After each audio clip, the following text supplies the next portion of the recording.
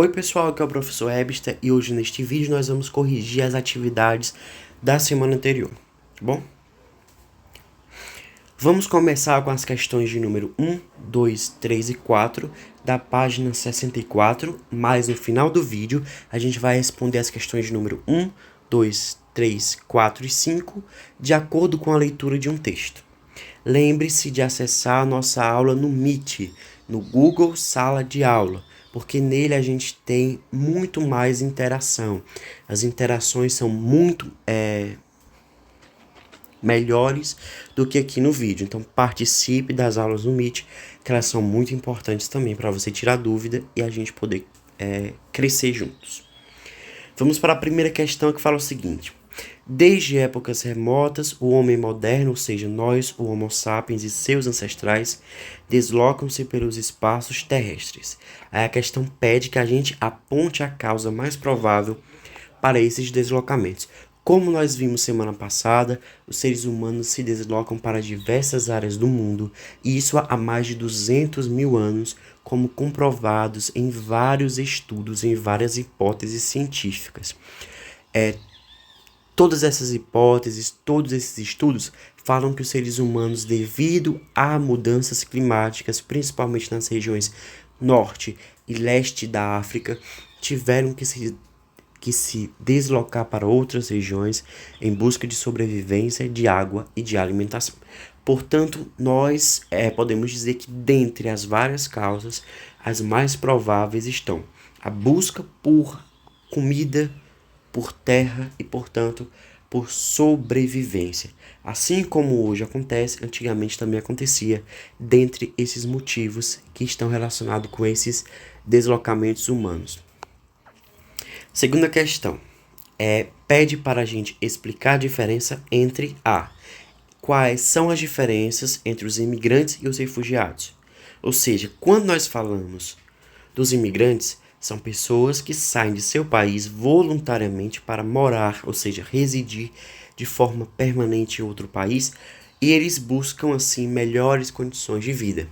São pessoas que se planejam, guardam dinheiro e fazem toda uma organização para chegar no outro país.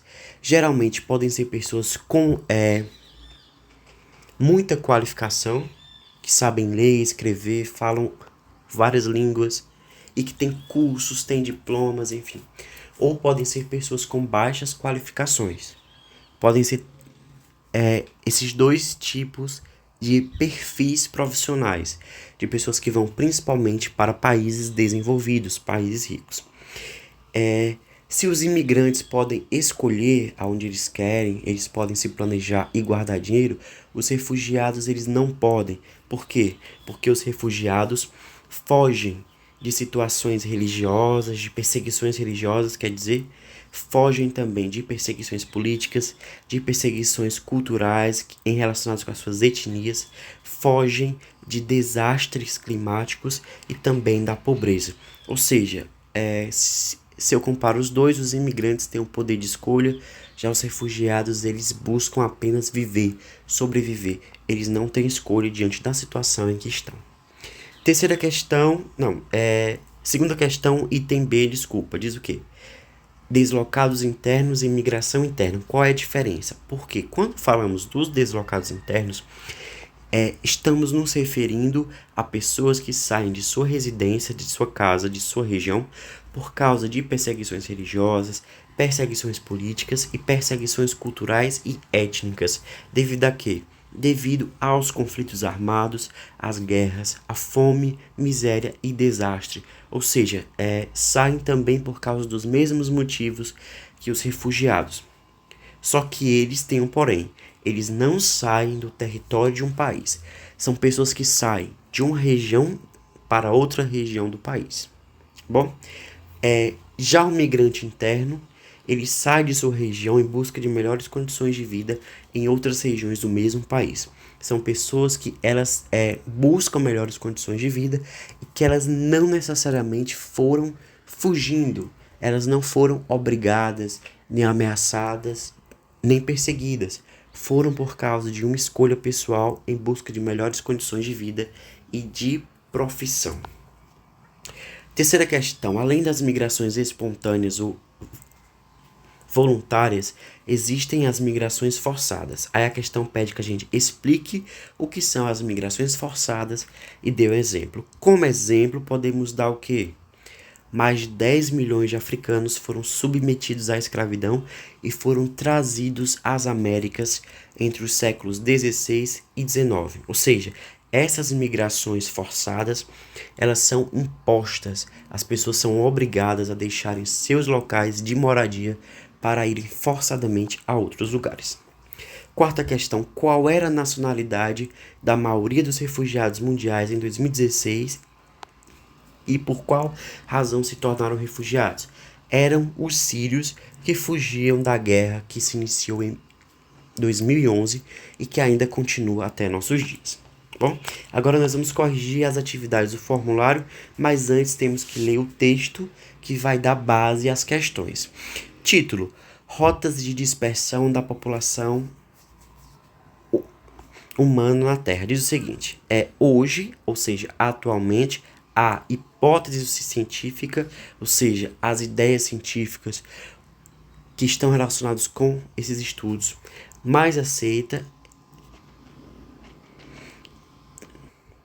fala que a espécie humana moderna surgiu na África há cerca de 200 mil anos e de lá se dispersou para outras regiões em várias ondas migratórias. Mas, antes do homem moderno, outros hominídeos, ou seja, outros tipos de seres humanos, já ocupavam um planeta e a história dessa ocupação e das interações entre as diferentes espécies moldou o destino do homem e de seus parentes.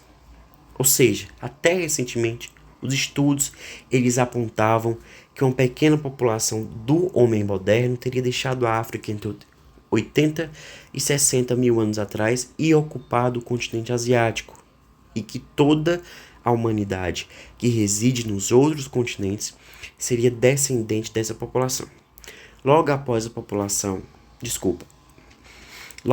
a ocupação da Ásia, os homens teriam chegado à Austrália há cerca de 50 mil anos e à Europa há aproximadamente 40 mil anos. Gente, estamos falando de teorias. As teorias mudam muito.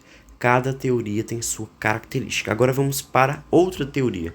No entanto, porém, todavia, um outro estudo sobre diversidade genética e craniana sugere uma migração interior que foi iniciada por volta de 130 mil anos atrás para o sul do continente asiático, demorando cerca de 80 mil anos para chegar à Austrália. Como que esses estudos acontecem?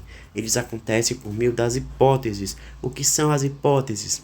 São várias ideias que você quer provar. Você formula uma ideia, formula uma dúvida e você quer confirmar aquela ideia. Por exemplo,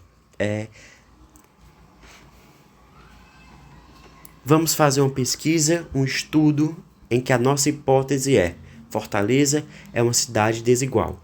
Como que a gente vai fazer para provar que Fortaleza é uma cidade desigual conforme essa hipótese?